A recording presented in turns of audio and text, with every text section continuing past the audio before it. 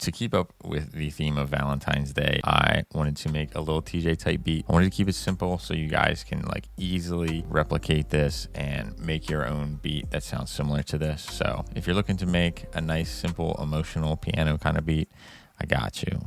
Okay, so I started off with an Analog Lab piano. By the way, Analog Lab now has a free version for you, so no excuses to not grab this and take advantage of some of the dope piano presets they have in here. I used a sound bank from Lifestyle did it. I believe it was this Piano 9. I started off making the bass line. So what I did was I started on F sharp, and then I went down, skipped a note, placed, and then I went back up one, and then I just put that same note down again. So this is only a 3-chord melody, as you can see on this side, 1, 2, 3.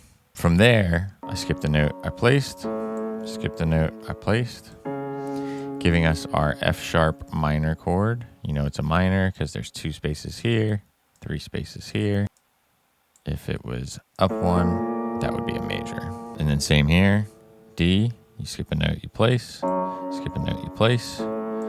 Here we have our major, D major, E, skip a note, you place, skip a note, place. Then we have an E major chord here as well. Boom, boom.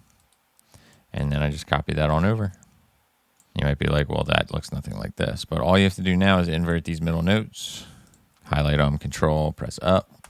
Now we have the same exact chord progression. This is actually kind of spaced out a little too far though, so that is more correct. And then I just hit Alt S, as you can see, mess with the velocity and timing a little bit, and that gave me this chord progression right here.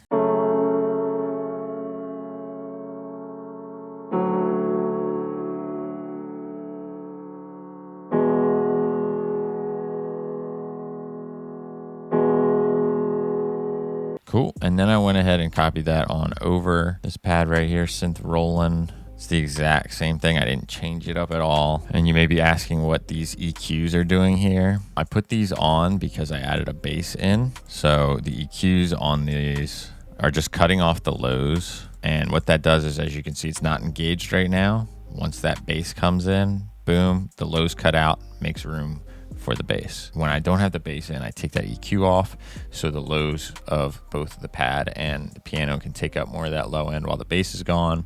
Bass comes back in, turn the EQs back on, just making room for all the elements. Other than that, the only other effect I added was an RC20. Just turn it to vinyl 2 and turn the noise off. This is a respace from a cymatics pack. I believe it's in the Arcadia Bass Shots cymatics pack, but this is literally just following the root notes of the bass line, as you can see. And then I added a few slides in here, and this is what it sounds like.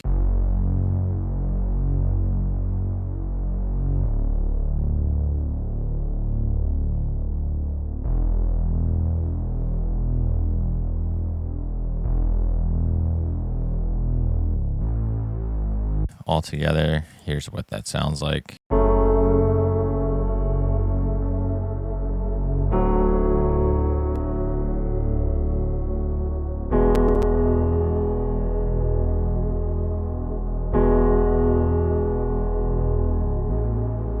After that, I added in a little percussion loop.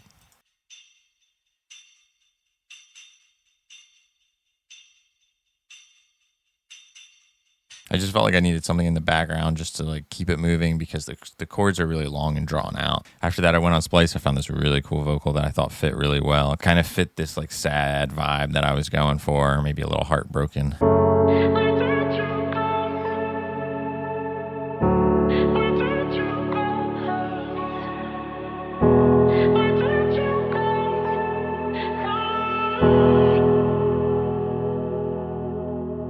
Just has an EQ, just cutting out a lot of the highs, a lot of the lows.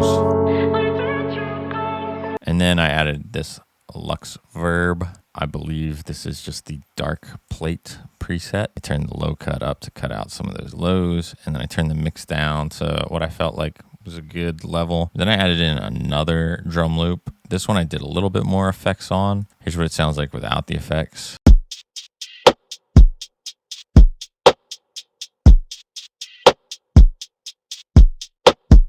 but I wanted something to be even more in the background, a little more ambient. So I went ahead and added in this finisher micro, the simple ambience on, turn the mix down a little bit.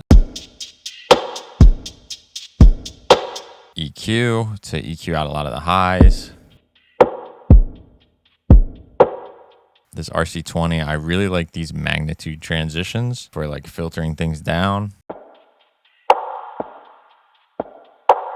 That snare is cracking way too loud though, and now we don't have enough low end. So I made this crazy looking EQ to boost some things, cut some things.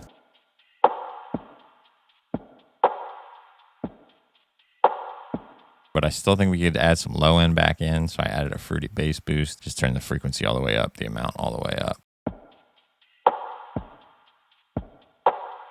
One more EQ just to give a little boost in the 278 range. Roll off some of those extra low frequencies. All together, this is what we get.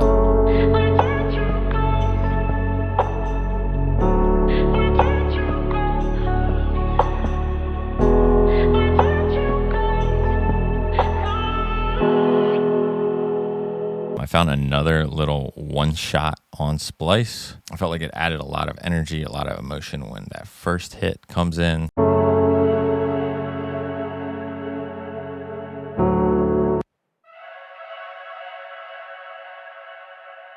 From there, I added in these two different triangle shots that I found on Splice. One's kind of low, one's kind of high.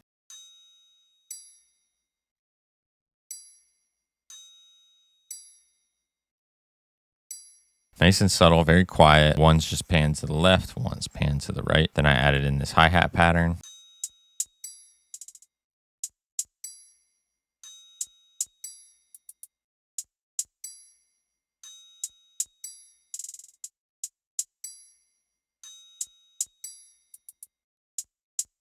I didn't want to just do the regular two-step for this one. I wanted to keep it more open. I also pan these a little bit. Whenever we have like a roll, I just wanted to get it going from like left to right. I just did that by holding right click on the mouse and dragging these down like so. And then here, I just kind of click these in, bop, bop, bop. Same over here, just drag that down, right click. And then I wanted these going ear to ear here too. So I just click those. Very subtle things, but I feel like it adds a lot of motion to your drums. Simple clap, nothing crazy.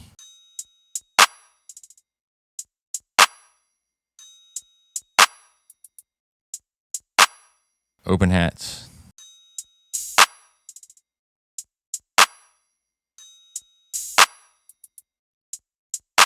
We have another open hat here.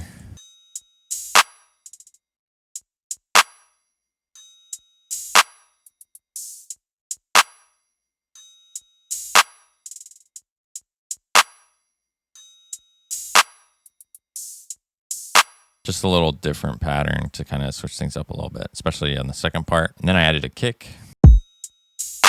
Simple.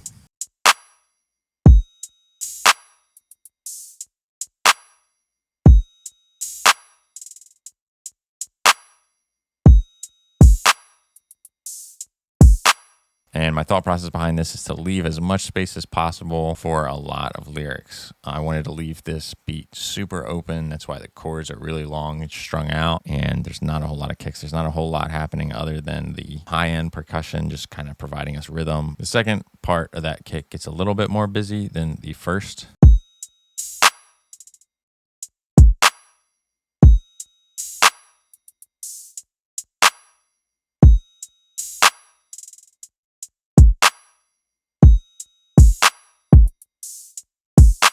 And then I just added in crashes on the downbeat. I did add in another bass. This one kind of fit more like an 808 in here. But once again, it follows the root notes. We just have this little slide down to D at the end here.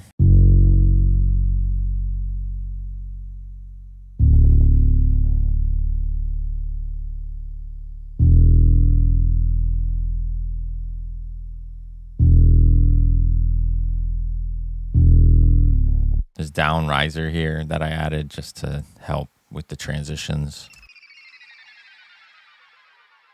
Along with this riser, this swell.